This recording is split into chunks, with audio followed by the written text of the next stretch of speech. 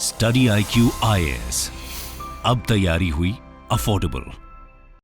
दोस्तों, इंडिया के silicon valley कहे जाने वाले बेंगलुरु से आंध्र प्रदेश के विजयवाड़ा के बीच फ्रीक्वेंट ट्रैवलर्स के लिए गुड न्यूज है, क्योंकि अगले 2 या 3 सालों में इन दोनों सिटीज के बीच एक बेहतर रोड कनेक्टिविटी स्टैब्लिश होने वाली है। क्योंकि हाल ही में बेंगलुरु विजयवाड़ा एक्सप्रेसवे प्रोजेक्ट के प्रपोजल को union minister of road transport and highways Nitin Gadkari ने हरी झंडी दिखाई है। इस एक्सप्रेसवे को BKV यानी बैंगलोर कडपा विजयवाड़ा एक्सप्रेसवे के नाम से भी बुलाया जा रहा है। इसको डेवलप करने की टोटल कॉस्ट ₹19,200 करोड़ है। ये एक 4 to 6 लेन एक्सप्रेसवे प्रोजेक्ट है, जिसे भारतीय सरकार की महत्वाकांक्षी भारतमाला परियोजना के अंतर्गत 2 फेजेस में तैयार किया जाएगा। और सरकार का प्रयास है कि यह प्रोजेक्ट 2 साल यानी 2025 या 2026 तक पूरा कर लिया जाए। दोस्तों, आज के हमारे इस वीडियो डिस्कशन में हम इसी बेंगलुरु विजयवाड़ा एक्सप्रेसवे की चर्चा करेंगे, जहां हम इस प्रोजेक्ट को डिटेल में समझने और इससे आम जन को होने वाले फायदे को जानने का प्रयास करेंगे। लेकिन आगे बढ़ने से पहले मैं आपको बता दूं कि इस वीडियो की इंपॉर्टेंस UPSC मेंस के GS3 के इकोनॉमी सेक्शन के लिहाज से भी काफी ज्यादा है। इसके बारे में हम वीडियो के अंत में और भी बात करेंगे, पर फिलहाल के लिए अपने डिस्कशन को हम आगे बढ़ाते हैं। तो इस नए साल आप सबके जीवन को एक नई उम्मीद, एक नई दिशा देने के लिए स्टडी IQ स्टार्ट करने जा रहा है 2024 के लिए अपना पहला फाउंडेशन बैच, जिसमें हम सब नए साल के साथ शुरुआत करेंगे UPSC 2024 के लक्ष्य को फुल थ्रॉटल के साथ अचीव करने की तैयारी। इन बैचेस में हम UPSC की तैयारी के हर एक एस्पेक्ट को डिटेल में डिस्कस करेंगे और बेसिक अंडरस्टैंडिंग से लेकर हायर लेवल कॉम्प्लेक्सिटीज को एक एक करके सॉल्व करेंगे। दोस्तों, इन बैचेस में आपको 1000+ आवर्स का लाइव कंटेंट डिलीवर किया जाएगा। आपकी तैयारी को पिन पॉइंट फोकस रखने के लिए क्रिस्प नोट्स दिए जाएंगे। किसी भी समय अपने डाउट्स को क्लियर करने के लिए 1-to-1 मेंटोरशिप का फीचर भी आपके पास रहेगा। प्रीलिम्स के लिए प्रैक्टिस क्वेश्चंस, मेंस की आंसर राइटिंग प्रैक्टिस और भी बहुत कुछ मात्र और मात्र 18,999 के सुपर डिस्काउंटेड प्राइस पे, अगर आप AG live coupon code use करते हैं। दोस्तों, इन बैचेस में क्लासेस की स्टार्टिंग 2 जनवरी इवनिंग 6 PM से हो रही है।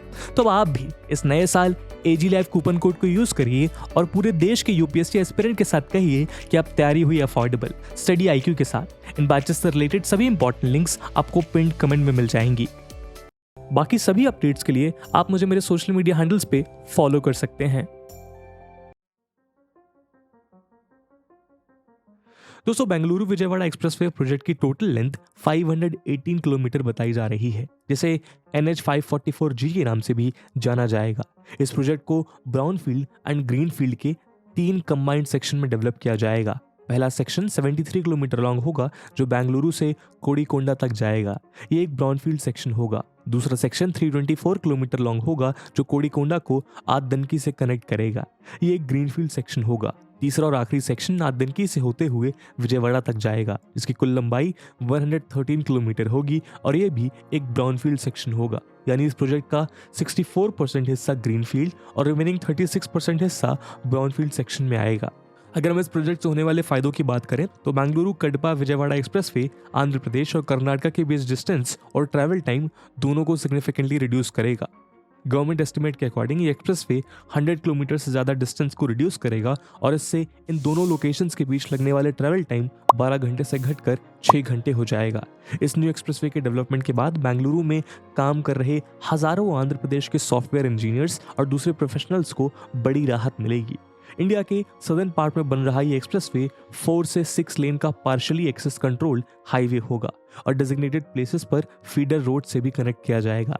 सरकार कुछ ऐसे भी योजनाओं पर काम कर रही है जहां डेवलपमेंट के बाद बेंगलुरु विजयवाड़ा एक्सप्रेसवे को एरिया के दूसरे इंपॉर्टेंट हाईवे से भी कनेक्ट किया जाए, ताकि देश में रोड इंफ्रास्ट्रक्चर का एक रोबस्ट नेटवर्क डेवलप करने के सपने को और अधिक बल मिल सके। उदाहरण के तौर पर एक योजना के तहत इस एक्सप्रेसवे को चेन्नई कोलकाता हाईवे से कनेक्ट किया जाएगा, जो श्रीकाकुलम के नेल्लोर तक कोस्टल डिस्ट्रिक्ट्स को बैंगलोर के साथ इजी कनेक्टिविटी प्रोवाइड करने में हेल्प करेगा। दरअसल मौजूदा वक्त में जो लोग विजयवाड़ा या उसके नियर बाई डिस्ट्रिक्ट से बेंगलुरु की तरफ जाते हैं, उनके पास 3 ऑप्शंस होते हैं।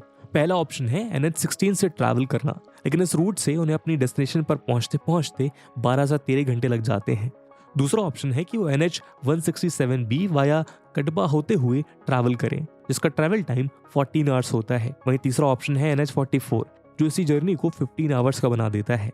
यानी आप इन तीनों में से कोई भी रूट लें, आपका ट्रैवल टाइम कम से कम 12 घंटों का होगा। साथ ही ट्रैफिक कंजेशन हमेशा इस ट्रैवल को बढ़ा देती है। यही वजह है कि बेंगलुरु विजयवाड़ा एक्सप्रेसवे के जरिए इस टाइम कंज्यूमिंग जर्नी को लोगों के लिए ईजी किया जा रहा है। इस प्रोजेक्ट के दूसरे बेनिफिट को समझने के लिए हमें इस ओवरऑल सिचुएशन को थोड़ा डिटेल में समझना होगा। दरअसल आज बेंगलुरु से विजयवाड़ा या उसके आसपास के इलाकों तक ट्रैवल करने वाले ज्यादातर लोग जिस रूट से ट्रैवल करते हैं उसका डिस्टेंस बेंगलुरु से विजयवाड़ा वाया तिरुपति होते हुए अराउंड 650 किलोमीटर का है। वैसे तो ये हाईवे बेंगलुरु आंध्रा बॉर्डर तक यानी अप्रोक्सीमेटली 115 किलोमीटर तक ट्रैवल करने के लिए काफी अच्छा है, लेकिन आंध्रा बॉर्डर में एंटर करते ही यह हाईवे 2 लेन रोड में चेंज हो जाता है, जहां high number of frequent travellers के चलते रोड पर अक्सर काफी हैवी ट्रैफिक देखने को मिलता है। और यही ट्रैफिक सिचुएशन ऑलमोस्ट तिरुपति तक यानी अगले 120 किलोमीटर तक बनी रहती है। इसके आगे भी तिरुपति से नायडूपेटा की 65 किलोमीटर लॉन्ग जर्नी और नायडूपेटा से विजयवाड़ा तक यानी 350 किलोमीटर की जर्नी भी 2 लेन रोड के थ्रू ही कवर होती है, जिसमें भी जगह जगह ट्रैफिक जाम का ऐसा ही कुछ मंजर देखने को मिलता है। यानी फिलहाल इस रूट से ट्रैवल करने वाले यात्रियों को अपनी ओवरऑल जर्नी में कई ऑब्स्ट्रक्शंस का सामना करना पड़ रहा है, जो इस प्रोजेक्ट के पूरा हो जाने के बाद पूरी तरह एलिमिनेट हो जाएंगे। दोस्तों, इस प्रोजेक्ट का तीसरा फायदा इस रीजन के इंडस्ट्रियल सेक्टर को मिलेगा। दरअसल आज बेंगलुरु में कई ऐसे इंडस्ट्रीज हैं जिन्हें विजयवाड़ा और दूसरी सिटीज के बीच बड़े पैमाने पर गुड्स का ट्रांसपोर्टेशन होता है, लेकिन बेहतर कनेक्टिविटी नहीं होने की वजह से इन गुड्स की लॉजिस्टिक कॉस्ट काफी बढ़ जाती है। ऐसे में नए एक्सप्रेसवे के बनने से ट्रेड मूवमेंट की एफिशिएंसी बढ़ेगी।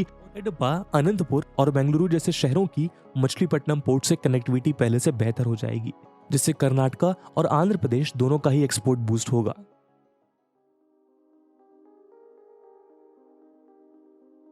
दोस्तों, जैसा कि हमने पहले बताया, बेंगलुरु विजयवाड़ा एक्सप्रेसवे भारतमाला परियोजना फेज 2 के तहत बनाया जाएगा, जो बेंगलुरु को आंध्र प्रदेश के रायलासीमा एरिया से कनेक्ट करेगा। ये एक्सप्रेसवे कर्नाटका के 1 और आंध्र प्रदेश के 7 डिस्ट्रिक्ट से होकर गुजरेगा। अगर हम इस एक्सप्रेसवे के रूट अलाइनमेंट को और डिटेल में देखें तो एक्सप्रेसवे बैंगलोर के पास देवनाहल्ली में under construction satellite town ring road से स्टार्ट होगा। बेंगलुरु हैदराबाद NH44 से आगे बढ़ते हुए चिकबल्लापुर, पेरेसांद्रा और बागेपल्ली के थ्रू पास होगा, जिसके बाद यह आंध्र प्रदेश में एंटर करेगा और कोड़ीकोंडा पहुंचेगा, जहां से इस एक्सप्रेसवे का ग्रीन फील्ड सेक्शन स्टार्ट होगा। यहां से आगे बढ़ते हुए ये एक्सप्रेसवे आदनकी पहुंचेगा। आदनकी में एक्सप्रेसवे एग्जिस्टिंग NH16 में मर्ज हो जाएगा। NH16 से आगे बढ़ते हुए ये गुंटूर पहुंचेगा और गुंटूर से इस एक्सप्रेसवे को विजयवाड़ा के साथ कनेक्टिविटी मिलेगी, जहां जाकर आखिर में इस लॉन्ग रूट की समाप्ति हो जाएगी। इस एक्सप्रेसवे को इतना शानदार बनाया जाएगा कि गाड़ियां 100 किलोमीटर पर आवर की स्पीड से फर्राटे से भाग सकेंगी, जिससे कि ट्रैवल टाइम काफी कम हो जाएगा।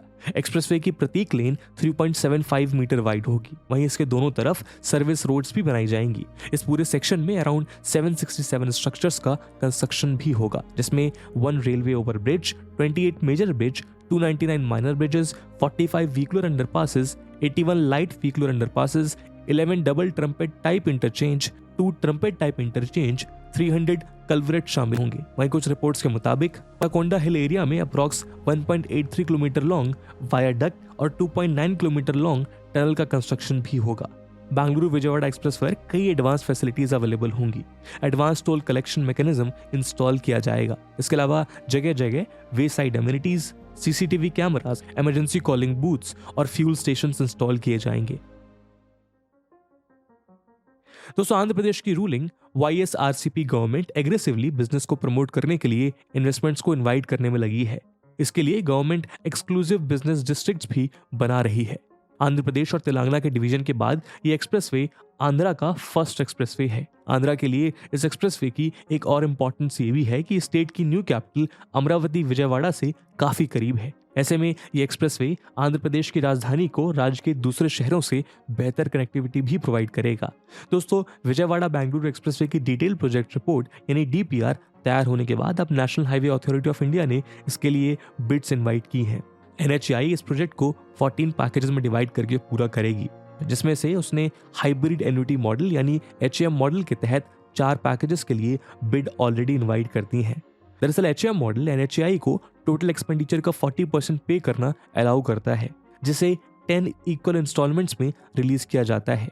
वहीं रिमेनिंग 60% कॉन्ट्रैक्टर्स के द्वारा अरेंज किया जाता है। उम्मीद की जा रही है कि बैंगलोर विजयवाड़ा एक्सप्रेसवे का काम 2026 तक पूरा हो जाएगा। ये एक्सप्रेसवे कर्नाटका और आंध्र प्रदेश के बीच बेहतर कनेक्टिविटी के साथ सोशियो इकोनॉमिक डेवलपमेंट में भी हेल्पफुल होगा।